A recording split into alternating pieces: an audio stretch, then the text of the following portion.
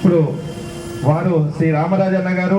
అదేవిధంగా ఆవు అంటే వ్యవసాయం, గోవంటే భూమి, భూమికి అవినాభావ సంబంధం ఉందని చెప్పి అహర్నిశలు కృషి చేస్తున్న మహానుభావులు శ్రీ విజయరామ్ గారు.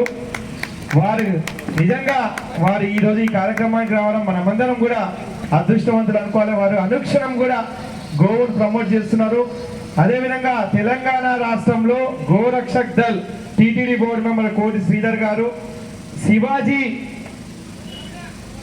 రాష్ట్రంలో శివాజీ యొక్క ప్రాముఖ్యతని వివరిస్తున్న మన సిడి చౌహాన్ గారు, పెద్దలు మన doctor Gummadivalli Srinivas garu, love for cow foundation Jasmat bhai ఎక్కడ ఆవుకు రోజు రూపాయి వేయాలని చెప్పి అనుక్షణము మన వెంట ఉండి మనల్ని ముందుకు తీసుకెళ్తున్న జస్మత్ భాయ్ పటేల్ గారు, ఇక్కడికి వచ్చిన అందరూ గోభక్తులు. నిజంగా ఇక్కడ మేము గోవు కోసం చెప్పాల్సిన అవసరం లేదు, మీ అందరూ కూడా చేతులెత్తి పాదాభివందనం చేస్తున్నాం.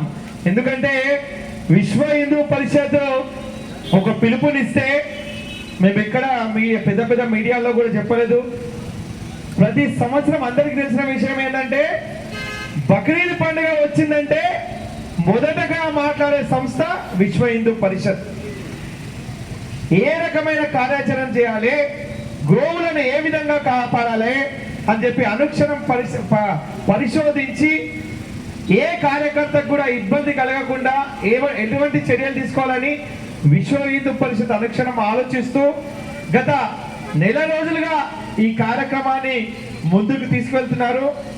ముందుగా నేను విశ్వ హిందూ పరిషత్లో ఉన్న అందరి నాయకులకు కూడా చేతులు జోడించి మీకు నమస్కారం చెప్తున్నాను. ఎందుకంటే విశ్వ హిందూ పరిషత్ వారు అన్ని గో సంఘాలతో కలుపుకొని చేస్తే గోవు బతుకుతుందనే ఆలోచన చేసినప్పుడు వారు మమ్మల్ని ఆహ్వానించడం జరిగింది.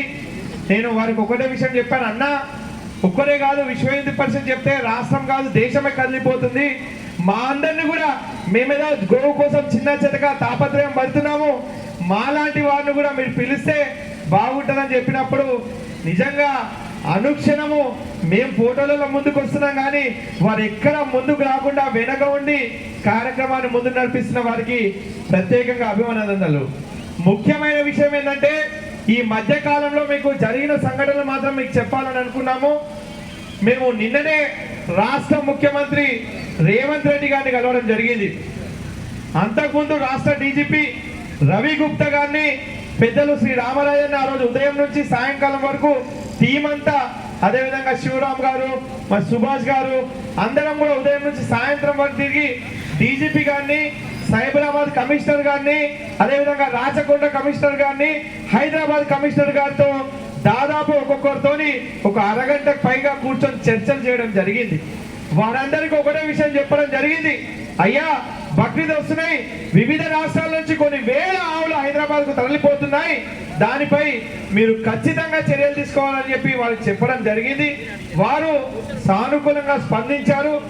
మన విశ్వ హిందూ పరిషత్ నుంచి వారికి కొన్ని దిశానిర్దేశాలు, అంటే ఏ విధంగా ఈ గోవులను కాపాడాలి. మనందరికీ బక్రీద్ వచ్చిందంటే గుండె తరుక్కుపోతుంది. ఓల్డ్ సిటీలోకి మనం వెళ్ళాలంటే భయం అవుతుంది, కళ్ళల్లో నీళ్ళు వస్తాయి. అక్కడ ఒక గోమాతను ఆవులను ఎద్దులను పెట్టుకొని అక్కడ ఓల్డ్ సిటీలో ఉండాలంటే మనందరం పోవాలంటే ఒక భయం ఏర్పడుతుంది.